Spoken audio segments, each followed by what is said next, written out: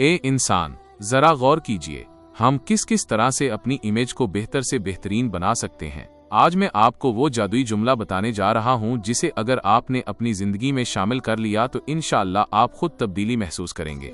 1. सलाम कीजिए या सलाम में पहल कीजिए। अपनी सुबह का आगाज घर वालों को सलाम कहकर कीजिए और उन्हें भी ये आदत डालें कि सुबह उठते ही सलाम करें। 2.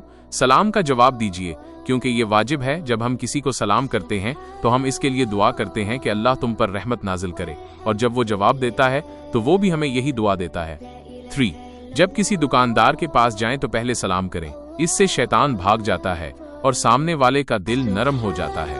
4. अगर किसी से रंजिश हो गई हो तो पहल करके सलाम करें। सलाम करने से शैतान दूर हो जाता है और दिलों में नरमी आती है, मसले हल हो जाते हैं।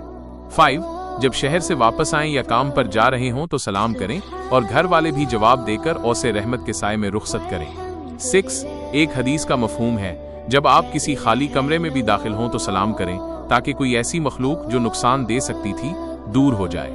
7. यही वो मैजिक सेंटेंस है जिसे अगर हम अपनी जिंदगी का हिस्सा बना लें तो इंशाअल्लाह बरकतें उतरना शुरू हो जाएंगी और जिंदगी के दुख दूर हो सकते हैं।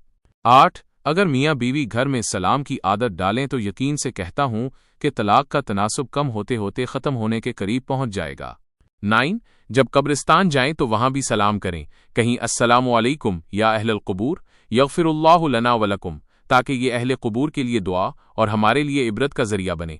10. हर चीज का आगाज कलाम यानी सलाम से करें, फिर देखिए कैसे आपकी जिंदगी में मुस्बत तब्दीलियां आती हैं इंशाअल्लाह। मुकम्मल वीडियो देखने के लिए कमेंट में मौजूद लिंक पर क्लिक करें।